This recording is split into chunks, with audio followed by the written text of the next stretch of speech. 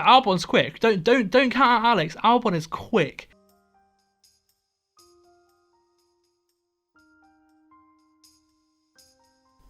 Hello.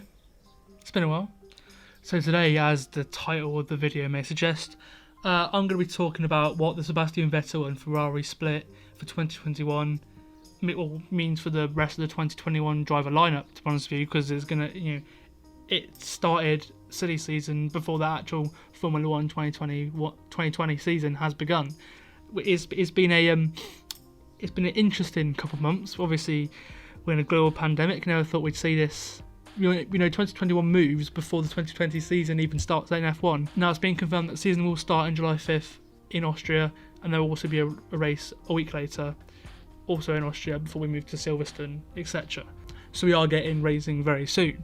But Seb's gone. The main juice is Sebastian Vettel will probably retire from F1 at the end of this 2020 season. We've got something to talk about. So without further ado, let's get into what the Vettel and Ferrari split means for the 2021 driver lineup. Now, it's been a couple of weeks, so let's remind you of the story. So Scuderia Ferrari Mission Winnow, the full name of Ferrari, announced late Monday, May 11th, that they would not be retaining the four-time world champion Sebastian Vettel for the 2021 season. The German played second fiddle for most of the 2019 season, as Charles Leclerc had a monster first campaign, and quite right, a young driver coming in, Seb showed quite a lot of frustration in that. At the end of the day, we've seen moments like the Canada one. We've been expecting the 32-year-old to think about finishing his F1 career for about a year now. It's just as soon as Charles took over the number one driver responsibility status, essentially at Ferrari towards the start of last season, it's been what's Seb going to do. So here's the official statement. So in an official statement released on Ferrari's F1 website, Vettel began with, "My relationship with Scuderia Ferrari will finish at the end of the 2020 season. In order to get the best possible results in this sport, it's vital for all parties to work in perfect harmony. The team and I have realised that there is no longer a common desire to stay together beyond the end of the season." He continued with, "Financial matters have played no part in this joint decision. That's not the way I think when it comes to making certain choices, and it never will be." Speaking on how the COVID-19 situation affected this decision, Seb said, "What's been happening in the past few months has led many of us to reflect what our real priorities are." And, I agree with him there, to be honest with you. One needs to use one's imagination and needs to adopt a new approach to a situation that has changed. I myself will take the time I need to reflect on what really matters when it comes to my future. The former Red Bull driver finished with, "Scuderia Ferrari occupies a special place in Formula 1, and I hope it gets all the success it deserves.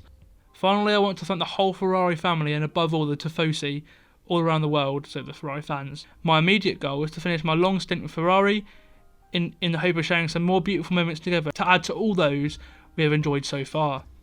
Finally, his team principal Mattia Binotto went on to thank Vettel for 5 years of racing in F1 for Ferrari with, "On behalf of everyone at Ferrari, I want to thank Sebastian for his great professionalism and the human qualities he has displayed over these 5 years, during which we shared so many great moments. We have not yet managed to win a world title together, which would be a fifth for him, but we believe that we can still get a lot out of this unusual 2020 season." And Mattia's right. Ferrari may as well make a go at this tiny season. The attention then turned to who replaced Seb. Some of the early candidates, but ones that weren't that realistic, were former Ferrari junior drivers Antonio Giovinazzi and Danny Kvyat, who both currently hold a seat in F1. Then there was Daniel Ricciardo, a 7-time race winner at Red Bull, who sacrificed his career making the drop down to the midfield in a big money deal with Renault in 2019. He was looking to get out of what looks like a toxic team in Renault, who, future in the sport doesn't look very certain at the moment. Ferrari, however, went with neither of them, instead opting for the smooth operator himself, Carlos Sainz. That means that Sainz, currently at McLaren, will partner Charles Leclerc in 2021. The Spaniard is currently in his 6th season in F1, having previously raced for Toro Rosso and Renault. He's had an up and down career, starting at 20 and almost falling out of F1 at the end of 2018 when Ricciardo was announced by Renault. One little nugget of the Sainz signing is how similar his career is panning out to his idol, Fernando Alonso. Alonso's first 4 teams were Minardi, Renault, McLaren and then Ferrari, which, with Sainz making the jump up to the Scuderia, would be exactly the same 4 for him too. Minardi became Toro Rosso in 2005, who Sainz raced for between 2015 and 2017. We then flipped over to the McLaren seat, which is looking likely to be taken by Daniel Ricciardo. The Honey Badger had talks with the Papaya and Blue before moving to Renault in 2018, at the end of 2018, and will join McLaren in 2021 when they make the switch from Renault to Mercedes engines. So an upgrade for Danny Ric, and probably an upgrade for McLaren too. Now, don't get me wrong, Sainz isn't bad or anything, and he challenged Max Verstappen when they're both at Toro Rosso. They're very similar drivers. He's going to be close to Charles in Ferrari, but Ferrari's main focus is Charles Leclerc. Now, for Ricciardo and McLaren, Danny Ric is an experienced driver to help the young Lando Norris out, and will also help develop the car and potentially turn McLaren into a contender again, to take them away from the midfield when the new regs come in 2022, because salary cap, etc., etc. It's going to come down, and the F1 window is going to tighten up. We're going to see in a couple of years' time, providing it survives as a sport, which it should do, we're going to see more competitive racing, and it could be a good move for Ricciardo. Now, speaking of Ricciardo, the Aussie left an empty seat for Renault, one which looks to be filled by Fernando Alonso, who could return for his third stint at the French constructor. But how may the 2021 F1 grid look like? Well, both Lewis Hamilton and Valtteri Bottas have their Mercedes contracts expiring at the end of 2020, as do Alex Albon, Danny Kvyat, Pierre Gasly, Antonio Giovinazzi and Kimi Raikkonen, with their respective teams. Kevin Magnussen, Romain Grosjean and Nicholas Latifi are also on the list.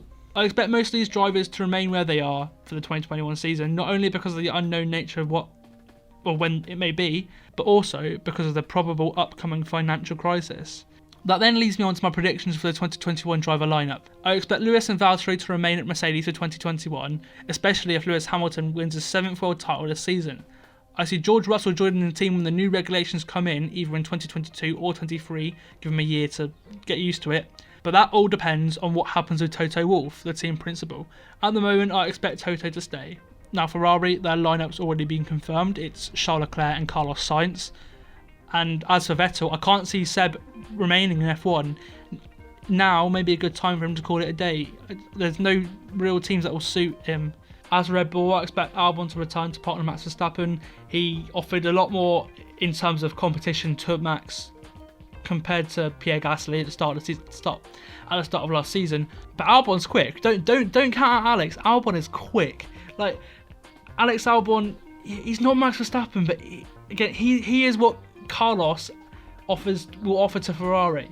Now moving on to Racing Point, which will then be branded as Aston Martin because they're owned by Lawrence Stroll. Lawrence Stroll is rebranding Racing Point, which was Force India, into Aston Martin Racing, and Lawrence Stroll surely can't fire his own son, which has led to both Lance Stroll and Sergio Perez being confirmed for 2021, so they're on the grid too. So I actually forgot about McLaren. Obviously it's Danny Ric and Lando Norris, I just forgot about them, so apologies for not putting in the video. I've got the animation there. Lando Norris, Daniel Ricciardo, McLaren drivers for 2021, already confirmed. Boom, there you go, on one of the video. Now, our next two teams, Renault and Haas, they're a mystery. Now let's start with Renault. Esteban Ocon is under contract for the 2021 season, so he'll be there. And I can see both Renault and Haas going for veterans. So Renault, of course, I think it's going to be Fernando Alonso. Multiple time world champion. He's known for like the longish hair. And, well, to be fair, by the end of quarantine, my hair's going to look like Fernando Alonso, to be honest with you. I mean, look at the back of it. Get onto that another day. But Fernando's never ruled out a return to F1, and he seems to be teasing us all on Twitter at the moment with his interactions with the Renault Twitter account. I mean, I want it to happen.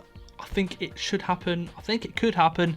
I think it will happen. Fernando Alonso, I expect to join Esteban Ocon in 2021. Now, don't rule out Renault going after one of the Formula 2 drivers from the Renault Sport Academy. It's very good. In fact, they've got some great drivers compared to the likes of Red Bull at the moment. Christian Lundgaard and Guan Yu Zhou, who are both in F2, have been both very good on the simulators in the virtual GPs we've been seeing lately. And and also they're talented drivers in the first place. Lundgaard and Zhou could also be a candidate, maybe if Ocon moves on in a couple of years' time. But for now, Fernando Alonso, I think, will go to Renault.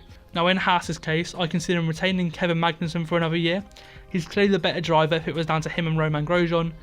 And, the difficult thing is who'll be alongside him. They were linked with Nico Hülkenberg last year, and I can see them going after him again, especially if Romain Grosjean has another poor year. Haas have come out and said they don't want a Ferrari Academy driver, because obviously they've got the links to Ferrari, so they don't expect that to happen. Because of this, I'm picking Nico Hülkenberg. Now, Toro Rosso have rebranded to AlphaTauri. That is a team that rebrands quite a lot by the teams of things. well, it's not 3 times or so in the last 10-15 years. I expect both Pierre Gasly and Danny Kvyat to remain at AlphaTauri. I think it's a bit early to be talking about Euro Vips using their driver academy. I think there's no one really in the running to take up those seats at the moment. So Gasly and Kvyat will be retained. And that finally leaves us with Alfa Romeo and Williams. Now Kimi Raikkonen isn't contracted for the 2021 season and may well retire. Look for them to go down the route of a young Ferrari driver, something that Haas won't do. Probably one of the most talented ones, Michael Schumacher's son, or the Russian Robert Schwartzman, who both race in F2 and are part of the Ferrari driver academy. Now, I expect them to go with Mick Schumacher because, one, the Schumacher name. We've had Ralph, we've had, obviously, Michael. David Schumacher's been taking part in some of these virtual GPs and things. So, yeah, I think Mick Schumacher's got the job. I think Mick Schumacher will be racing for Alfa Romeo Sauber next year. Now, Williams, I expect to retain both George Russell and Nicholas Latifi, but that decision will remain down to what Mercedes do, especially if Nicholas Latifi's dad, Michael Latifi, is expected to purchase Williams after the Brew Kit sponsorship pulling out over the past couple of days. Latifi, I think he's there to stay at Williams because of his dad, and George Russell, again, just waiting on what Mercedes do, really, isn't it? If they keep Lewis and Valtteri, George Russell will be at Williams. So hello, thank you for watching this video. If you are new around here, please drop a like and please subscribe. It's been a while since I've done YouTube, so it'd be good to get a nice, decent following back again. Thank you for watching. Hope you enjoyed the video. Maybe I'll be back for more very soon. Who knows?